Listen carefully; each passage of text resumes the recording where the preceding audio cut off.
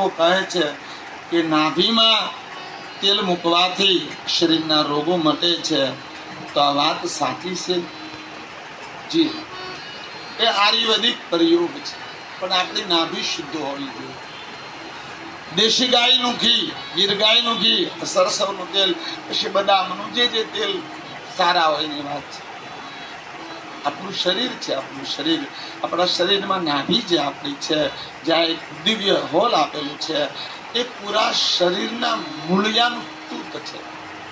આખું શરીર છે ને આપણું, એ બને ક્યારે? પેલા નાભી બને.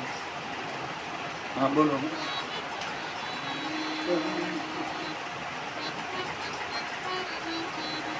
સવાલ હોય તો કઈ દેજો.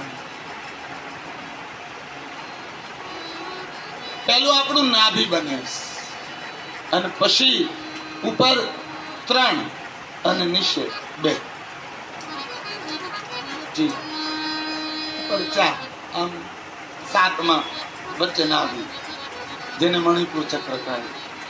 પેલા નાભીની રચના થાય, પછી આખા શરીરની રચના થાય. અને તમારી જે નાભી છે એ આપણા શરીરમાં 72,000 નાડીઓ, એનું મૂળ નાભી છે.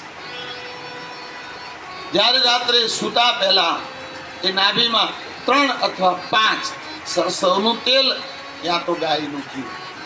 પછી એ પુસ્તિકાલય વધારે અભ્યાસ કરી લેવાનો, પણ આપણે કીધું છે એટલા માટે જવાબદારીથી કહું છું, આ વાત સાચી છે. અને એમાં તેલ મૂકવાથી તમારા શરીરના ઘણા બધા રોગ નષ્ટ થાય, શરીરના ઘણા બધા દુખાવા નાશ પામે, પાચન શક્તિ તમારી દિવ્ય બને. જેમ કોઈ મશીન હોય અને એને ઓઇલિંગ કરો તો એ મશીન સારું એકદમ સુતરાવ હાલે, સરસ રીતે હાલે, એમ આપણી નાભીમાં જ્યારે તમે આ કરો છો ત્યારે એનાથી તમારા શરીરની ઘણી બધી ક્રિયાઓ બહુ વ્યવસ્થિત થાય. જે વ્યક્તિને ખાવું ન જરૂરતું હોય, જે વ્યક્તિને અપચો રહેતો હોય, જે વ્યક્તિની માનસિકતામાં અતિશય ગરમી રહેતી હોય, જેને શરીરના અનેક અંગો વારે વારે દુખ્યા કરતા હોય, એને સાંજે જમવા બેઠા પહેલા સૂઈ જવાનું, નાભીમાં 3 અથવા 5 તેલના ટીપા મૂકી ઉપર નાભી ચક્રને 27 વાર તમારી વચલી આંગળી ફેરવવાની, પછી વચ્ચે દબાવી નાકથી શ્વાસ લઈ પૂરેપૂરી નાભી અંદર દબાવવાનો, ધીરે ધીરે અંગૂઠું દુખાવતા એટલું બધું નહીં, અને પછી ઓમકાર બોલવાનો. એ સુતા સુતા 11 વાર એ નાભીને ચક્રને દબાવે તો એની નાભી ક્રિયામાં, જે પહેલાના કાળમાં આપણે કહેતા પેસોટી કરી ગઈ, એનો અર્થ મણિપુર ચક્ર સાઈડમાં જતું રહ્યું, જેનાથી તમને ઝાડા બીજા અનેક બીમારીઓ થાય.